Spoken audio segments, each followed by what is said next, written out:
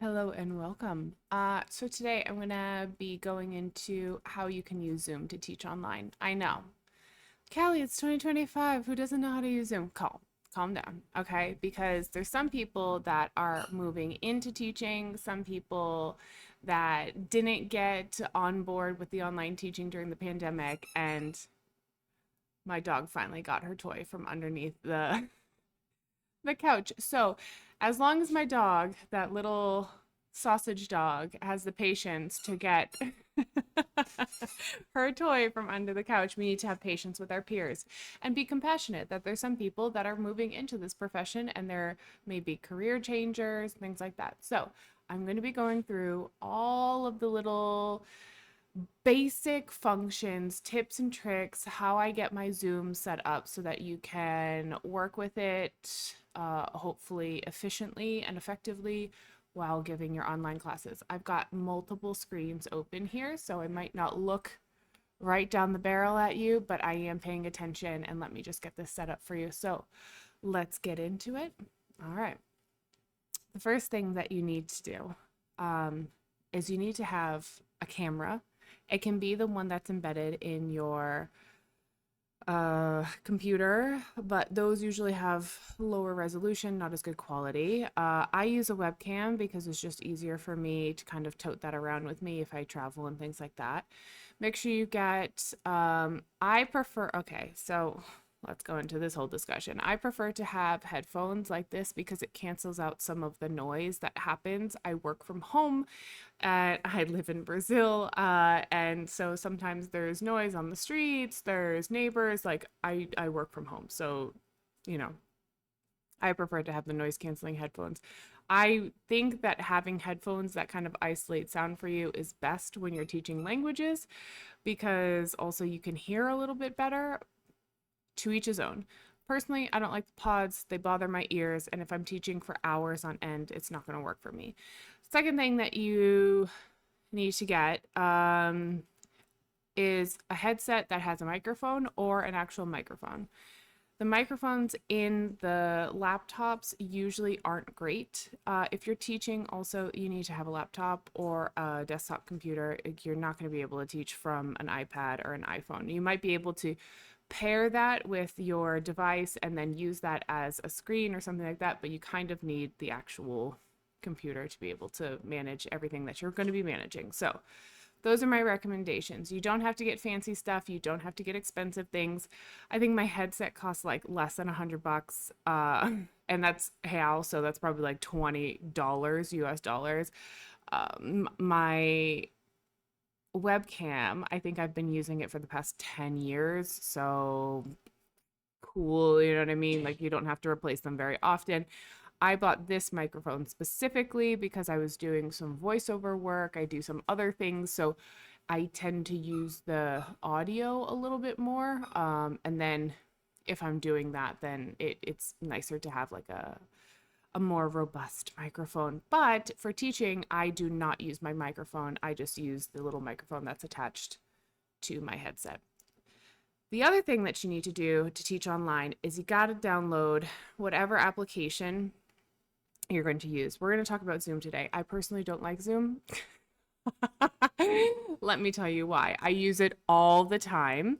I do not use it for my personal classes because my personal classes, I prefer to use Meet. I find that Google Meet interfaces and kind of connects with all of my other things that I've got going on in terms of meetings and agendas and all of that other stuff. And I find it to be a lighter app for video conferencing. It doesn't take as much of the what is it called? RAM, I think, on your computer.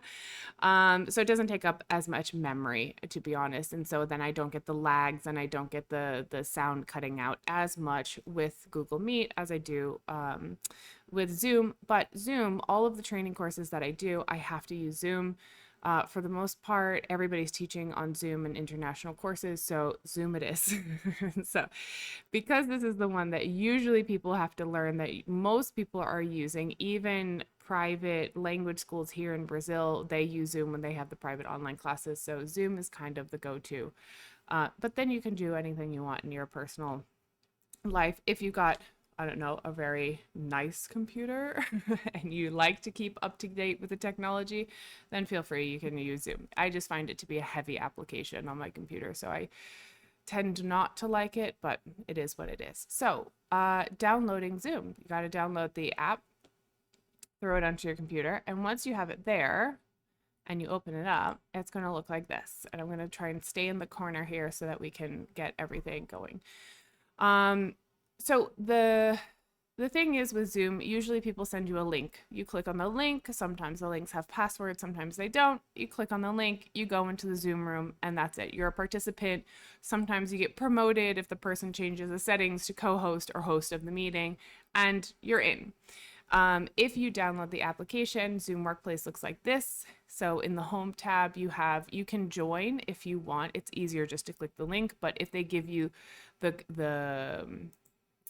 meeting ID, then you just type it in here, throw your name there, join the meeting. If it has a password, then you throw the password in afterwards.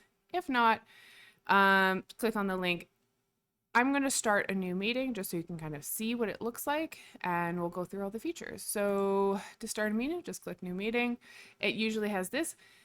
This is you can see my computer camera, which is my computer's over here.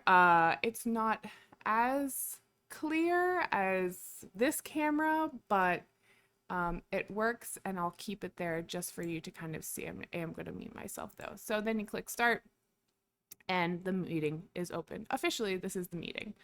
So welcome. It's like a little off kilter, but I'm going to stay in frame here, and then you can kind of see whatever's going on here. So this is Zoom. First couple of things. Here down on the bottom left-hand side, there's the audio. So if you click, you can mute and unmute yourself so that you can hear yourself, or people can hear you in the meeting, and vice versa. There's also this little caret pointing up. So if you click on that, then you can select your microphone and you can select your speaker. So if you have multiple like me and you want to use one or another, then you can select it here. The same thing with the video. So you can hide yourself, or you can turn your camera back on, and you have the little caret here. So when you click here, there's options of changing. So for example, I'm using my webcam, so I can't change it to my webcam because I'm using it to record down here, but there you can see that I have both my camera of the computer and my webcam available, so I could select either or, and then it would pick up the image from there. Yeah. The next feature here is participants. I'm just gonna turn my camera off here because I think maybe it's confusing and then it's not so distracting. So the next feature down here is participants. When you click on the participants list, it's an embedded list, but you can pull it out if you want to. It's going to list everybody that's in the meeting.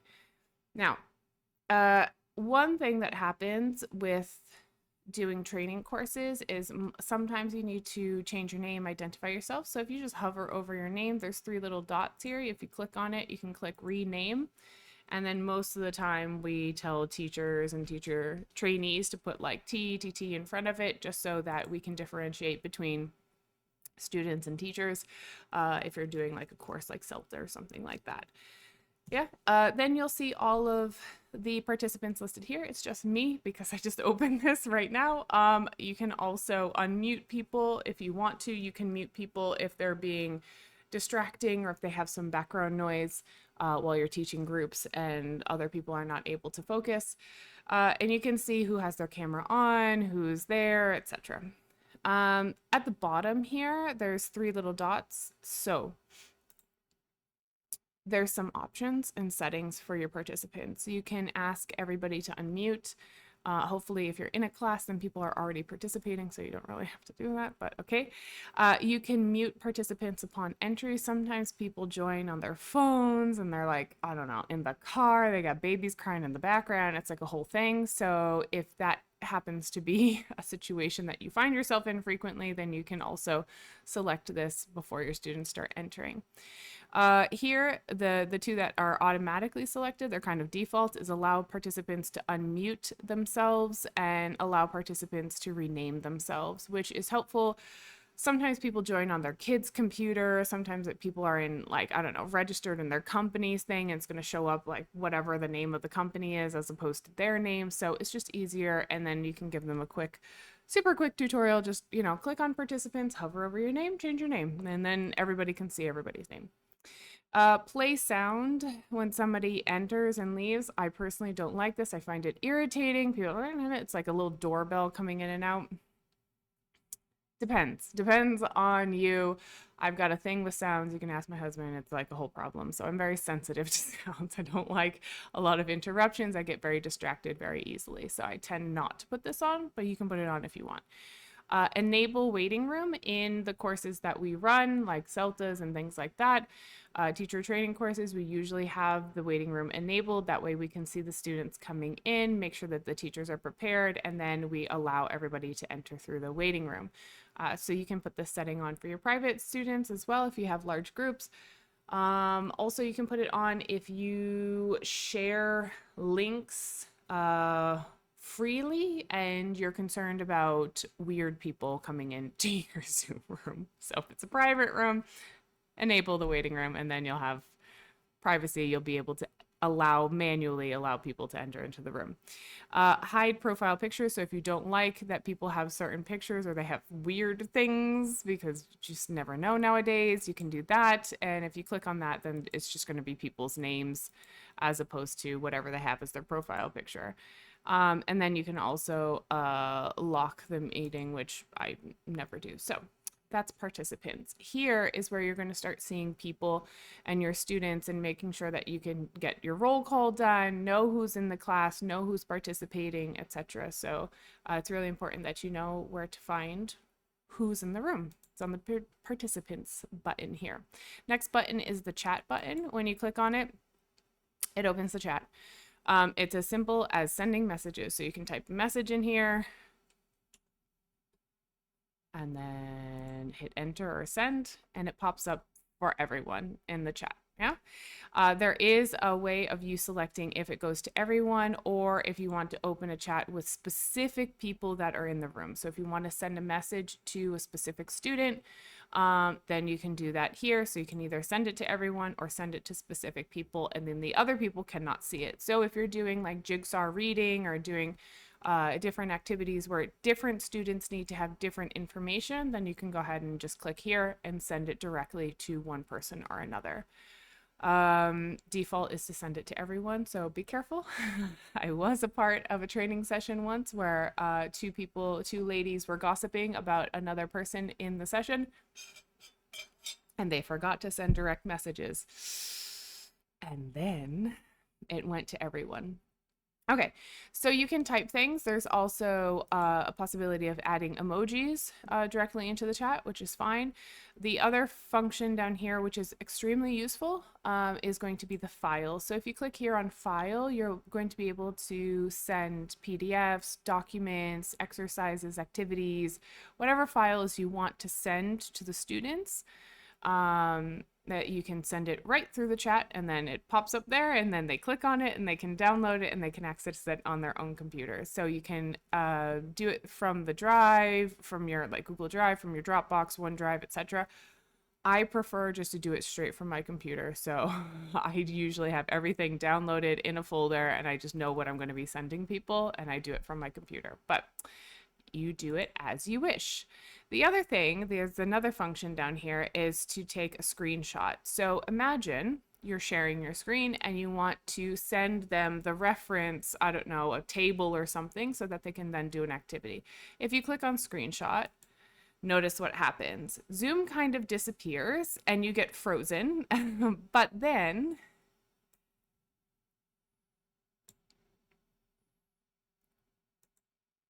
so Zoom disappears, you get frozen, and then you have to select what you want to capture, select it, click capture, and then it shows up here in your messages. And then all you have to do is hit send. And then that picture has been captured and is sent as like a image file in the chat.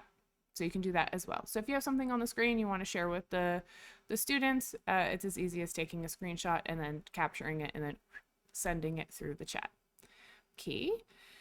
Um, that's pretty much it for chat, but it's super helpful and very important to know how to share files through the chat so that everybody, you can send links too. So you just copy and paste the link, send it in there, but you can send files as well if it's easier. So that's chat function.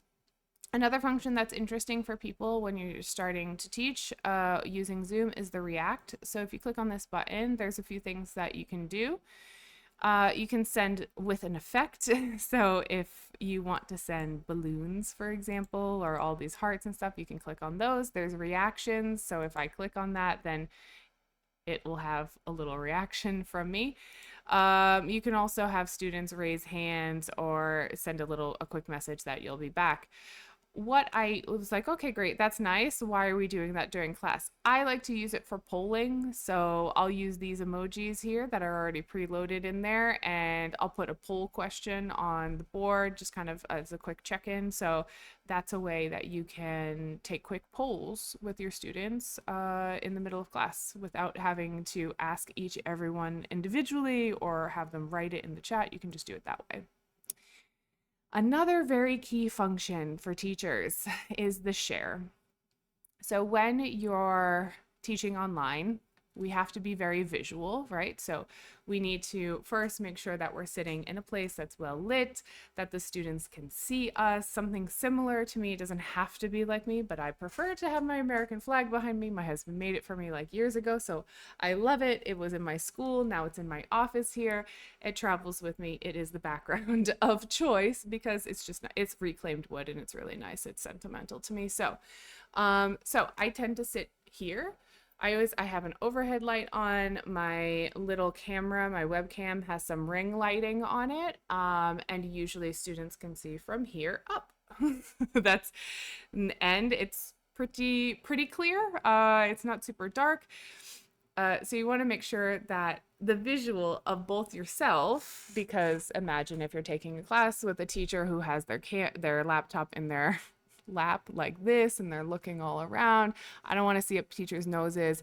I also don't like it when things are very dark. So like, this like creepy, like this is weird. This is odd. This makes people uncomfortable because in all reality, I'm very intrusive right now, right? So we got to make sure that this is kind of a comfortable environment. Teaching online is very invasive. Sometimes you see inside people's homes. Sometimes you see their family members and things like that. So try to be in a space that's like calm and clean. I have had teachers had like half naked family members walk behind them and stuff like that because they're like coming out of the shower and they didn't know I don't know, their spouse was teaching. It's like, oh my God. Okay. So first of all, very visual people, humans are very visual. So make sure that you look all right. But then also we're going to have to share some visuals on the screen because teaching without visuals, without some sort of reinforcement, it's not impossible,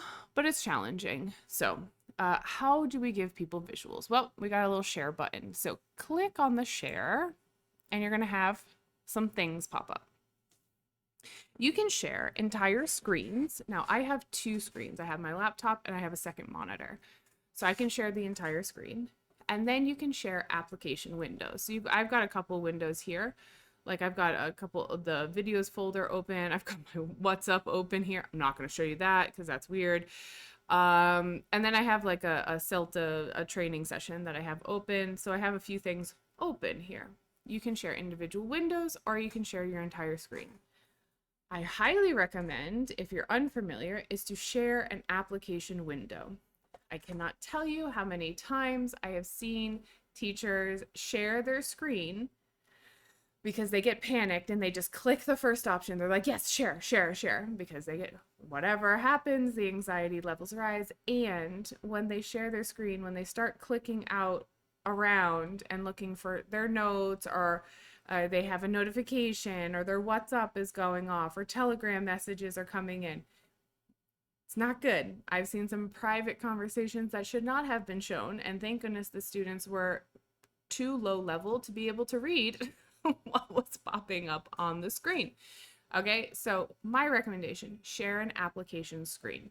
Open your presentation, leave it on a screen and then just share the screen. I'll give you an example. So this is um, a presentation that I give to CELTIs about language functions. I use Canva, so I just have one single window with the Canva link open, with the slideshow open. Now, if I need to share something with audio, then I'm going to click here to share sound as well. If I don't need to share audio, then I usually don't share the sound, because if I have something in the background like WhatsApp or notifications going off, then students can hear it. So you can click this if you have an audio or video to share. If not, fine. I don't recommend optimizing for video sharing. If you're playing a video, there's just going to be a delay. If you optimize for video sharing, sometimes it gets like really heavy, the transmission, and then you start getting problems with connectivity and stuff like that. That's been my experience. Feel free to use it if you feel comfortable. So click on the application that you want to share, the window you want to share, click share, and there it is. So what happens now, let me show you this. What happens now is, well, I can present this so that you guys can see it as a presentation, right? So imagine that I'm teaching you and this is my presentation. Here's Zoom. So what happens with Zoom is we have these little windows. So this is the window of the participants, people that are talking. And here's the toolbar. So all of the things that I was showing you before, audio, video, participants, chat, share, etc., those are all here. And then once you take your mouse off of that, it goes into this tiny little green bar, yeah, which sometimes gets lost depending on what your presentation looks like, yeah.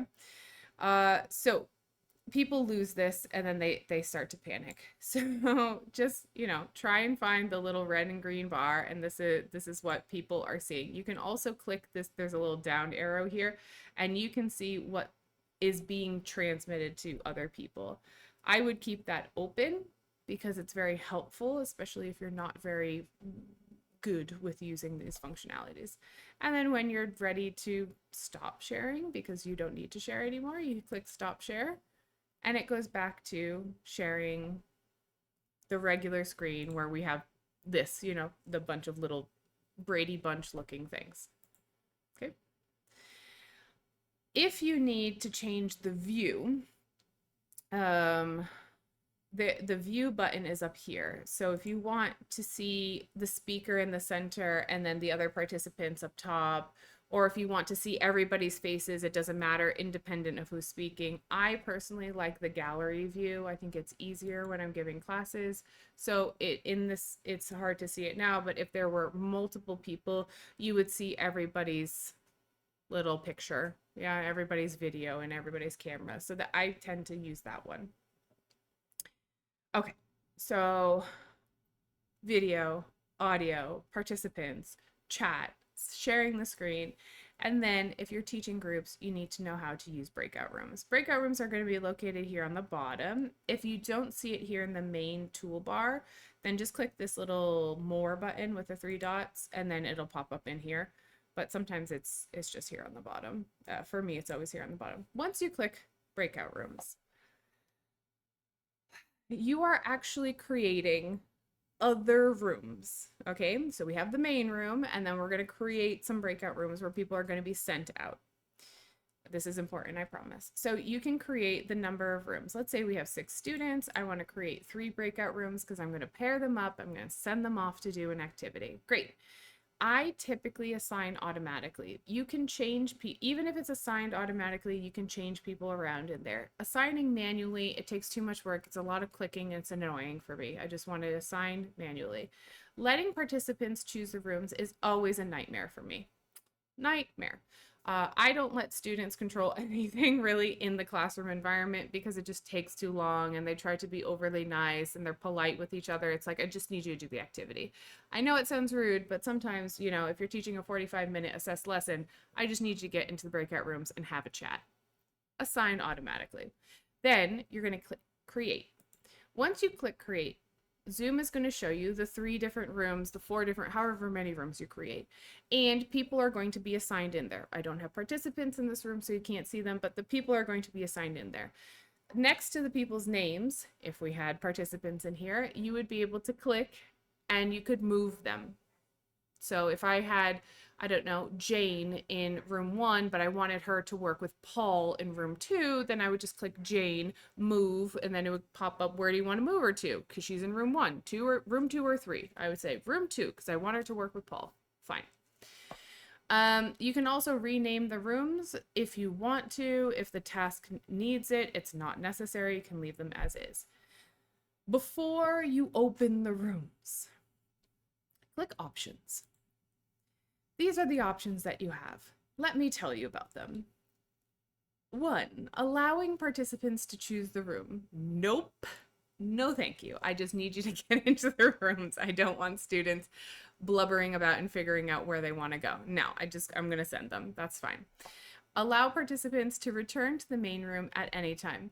Again, I typically say no to this. I don't want them coming back into the main room because why would they come back into the main room? If I tell them they have to do this activity for the next 2 or 3 minutes, then they should be in the room for 2 or 3 minutes doing the activity, and then they'll come back. But I will bring them back when it's ready to.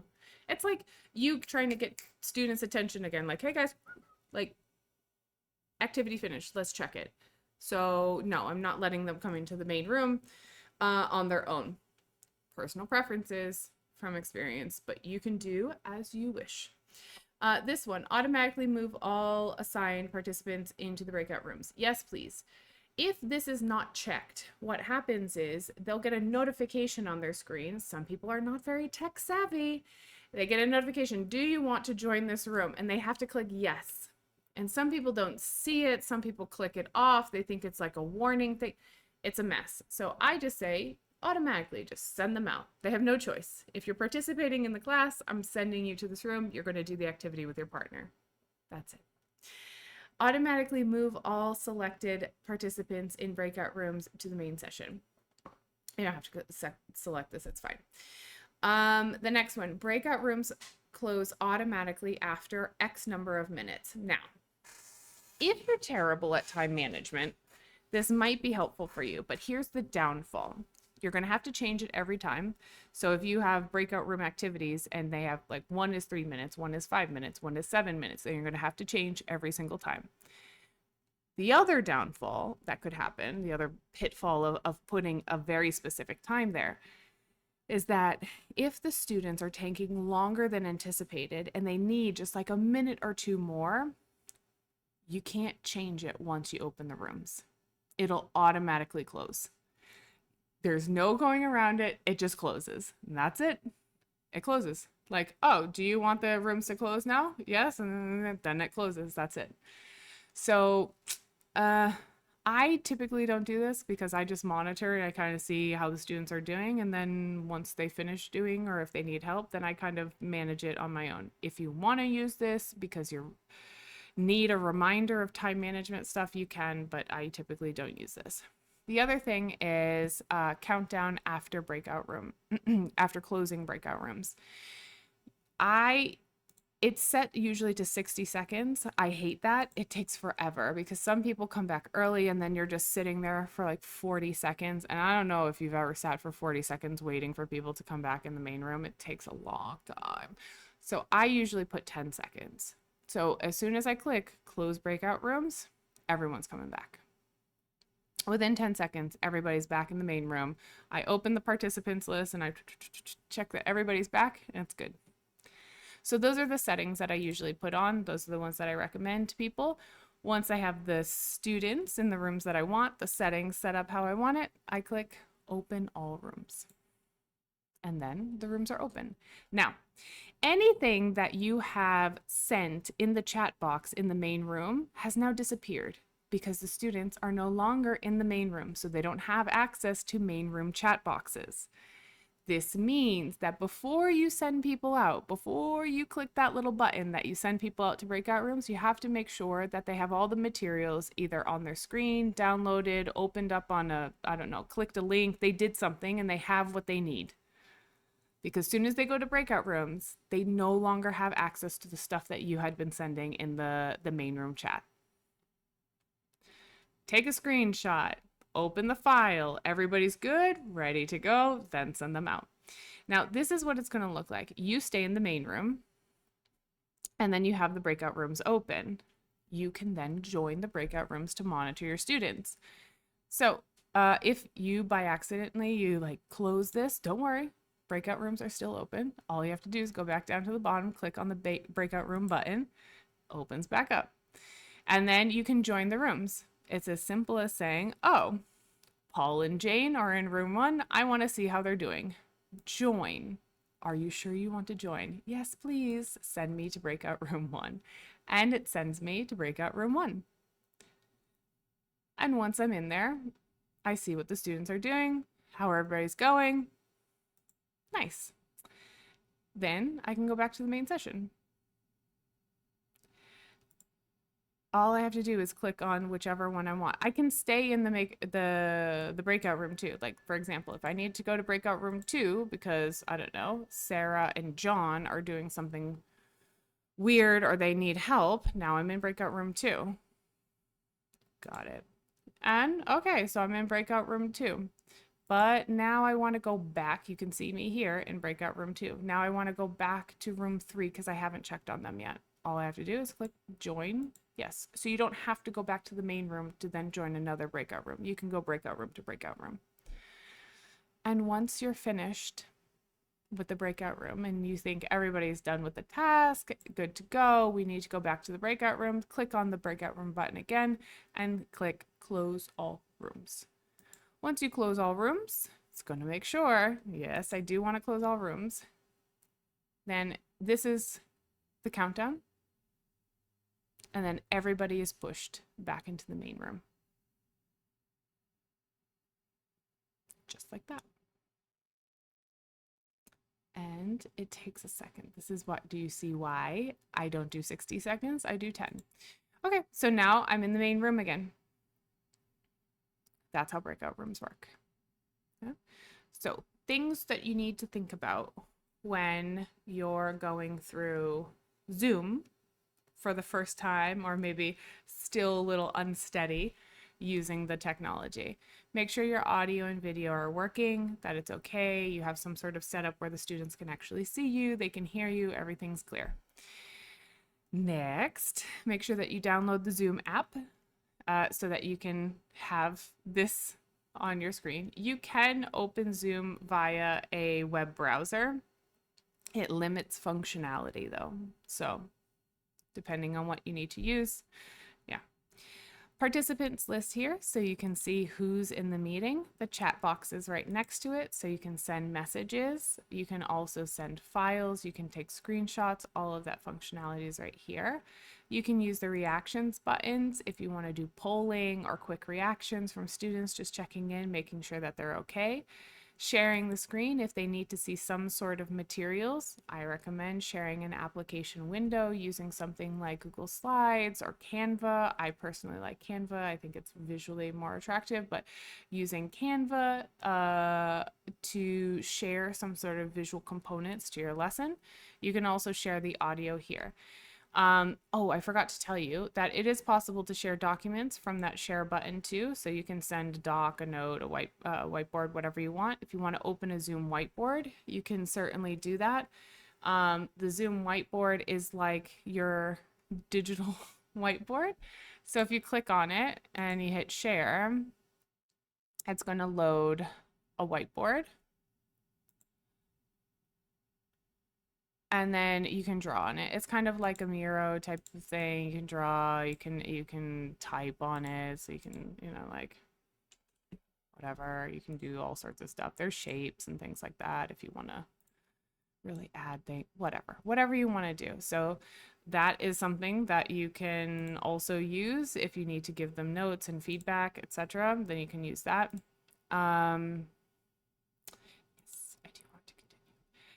The other thing that you can share, if you click on the advanced tab here, you can use your iPhone, iPad via AirPlay, so you can connect things up, so you can have maybe, you know, notepads there, whatever, if you're super techie. You can share just the computer audio, so if you don't want the students to see anything, but you need them to listen, to do a listening activity, then you can just share the audio while you don't have anything on the screen.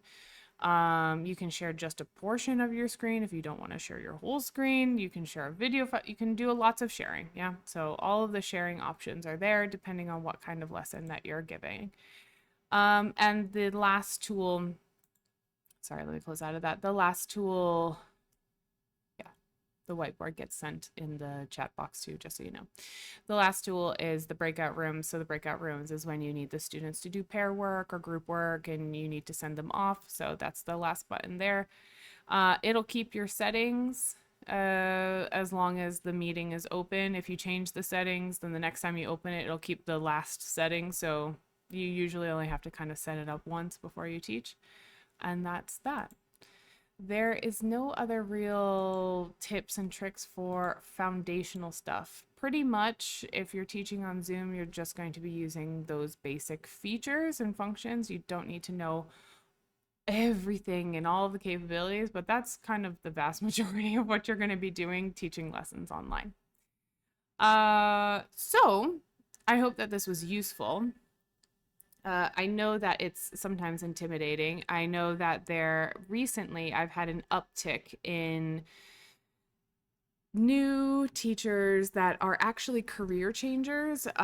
So I understand that they haven't had to teach, maybe they haven't been in a classroom environment and now they're teaching online. And so, sometimes it's a little challenging to deal with the tech and then also having to deal with teaching in general.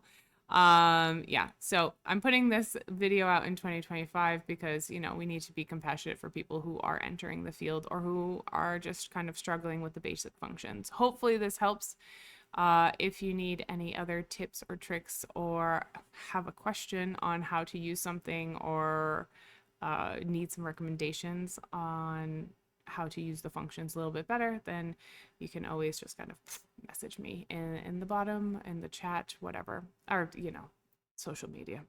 So that's it. Hopefully that's helpful. And you can tune in to my podcast if you need other tips and tricks, because I think I'll be doing some more videos on how to kind of manage the online classroom, which is just a jungle in itself.